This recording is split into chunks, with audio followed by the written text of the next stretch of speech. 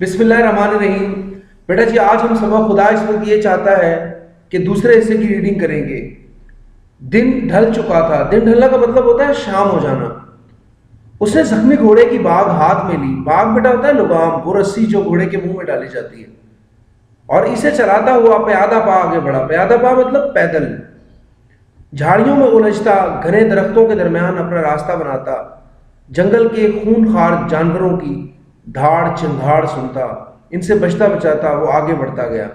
खूंखार का बेटा मतलब होता है खून पीने वाले, और धाड़ चिंगाड़ ये जो जानवरों की आवाज़ होती है, जैसे शेर की आवाज़, चीते की आवाज़।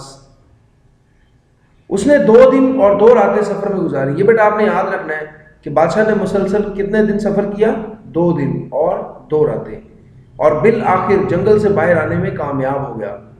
इस दौरान उसने कुछ खाया पिया ना था। जब तक जंगल में था उसे खाने पीने का कोई होश ना था। अब जो वीराने से बाहर निकला तो उसे भूख प्यास ने सताना शुरू कर दिया। प्यास तो उसने एक जौहर से चंद चुल्लू पानी लेकर बुझाई, अलबत्ता भूख मिटाने का कोई सामान ना था। तो जौहर जो है ना बेटा, झील को कहते हैं, जो बारानी तालाब होता है, बारिश के पानी से जो तालाब भी जौहर कहते हैं। और चुल्लू जो है ये मुट्ठी के बराबर। यानी ये देखिए बेटा जी, जिस अंदाज से ये जो पानी लिया जा रहा है ना, यानी इस तरह से उसने चंद चुल्लू पानी लेके अपनी प्यास बुझाई।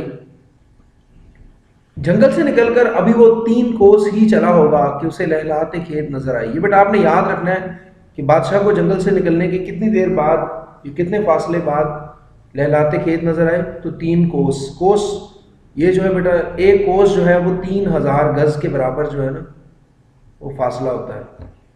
उसकी खुशी का कोई ठिकाना ना था, क्योंकि वो सुनसान बियाबान से निकलकर इंसानों के जहान में आ गया था। बियाबान जो है जंगल। मुसलसल सफ़र और भूख प्यास की शिद्दत के बायस उसकी हेयत बहुत कुछ बदल चुकी थी। हेयत मतलब शक्ल, सूरत, हालत, कैफियत। दरख्तों और झाड़ियों में मुतवातिर उलझने की वजह से उसका लिबास भी कहीं कहीं से फट गया था। मुतवातिर मतलब मुसलसल, लगातार। उसकी ज़ाहिरी हालत को देखकर किसी को भी यह अंदाज़ा नहीं हो सकता था कि वो उस मुल्क का बादशाह है। मतलब ये कि उसके कपड़े फट चुके थे, उसकी हालत बदल चुकी थी। उसे देख के नहीं लग रहा था कि इस मुल्क का बादशाह है। तो चलते चलते उसे खरबूजों का एक खेत नज़र आया। उसने सोचा चलो भूख मिटाने की एक सूरत तो निकली। यानी बेटा आपको याद है कि प्यास और भूख ने उसका बुरा हाल किया हुआ था। प्यास तो उसने जौहर से पानी पी के बुझाई थी, और भूख के लिए उसके पास कोई चीज़ थी। अब उसे खरबूजे नजर आ गए। उसने कहा चलो खरबूजे खा के मैं अपनी भूख मिटा दूँ। पके हुए खरबूजों का रंग इतना उम्दा और खुशबू इस कदर तेज थी कि इनसे खेत की सारी फजा दहक और महक रही थी। बादशाह के मुंह में पानी भर आया। मुंह में पानी भराना ये मुहावरा होता है, मतलब दिल ललचाना, यानी खाने के लिए जी किया उसका। उसे देखा कि किसान खेत के सिरे पर खड़ा सख्त पहरा दे रहा है। सिरे मतलब कोने पर। उसके रोब दाब का ये आलम है। दाब जो है ना बेटा, दबदबा, रोब को ही कहते हैं ये। आलम, हालत, कैफियत कि खेत में किसी आदमी या मवेशी का दाखिल होना तो कुजा, मवेशी जानवर चौपाया, कुजा कहाँ, वहाँ परिंदा भी पर नहीं मार सकता। मतलब ये कि कोई इंसान या जानवर तो दाखिल होना कहाँ रहा, कोई परिंदा भी नहीं आ सकता। तो परिंदा पर ना मारना ये मुहावरा होता है। इसका मतलब होता है किसी को जाने की इजाज़त नहीं। बहरहाल बादशाह ने अपने जी में ठान ली। जी में ठान लेना, इरादा कर लेना कि वो हर कीमत पर खरबूजों के 2-4 दाने हासिल करके रहेगा। वो घोड़े की बाग एक दरख्त से अटका कर किसान के पास पहुंचा। रस्मी सलाम दुआ के बाद बादशाह ने इससे पूछा, ये खरबूजे किसके हैं? मेरे हैं, उस शख्स ने जवाब दिया। तो ये जो चीज़ जो बेटा ये घोड़े के मुंह में और ये जो रस्सियां हैं, ये जो है ये क्या कहलाती है? बाग, यानी लगाम। ठीक है। तो ये उसने एक दरख्त से अटकाई और किसके पास चला गया? किसान के पास।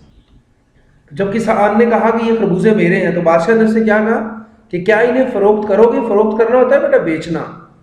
तो बादशाह ने कहा नहीं, ये फरोख्त के लिए नहीं है। किसान ने गरज कर जवाब दिया। गरज का मतलब ऊंची आवाज में।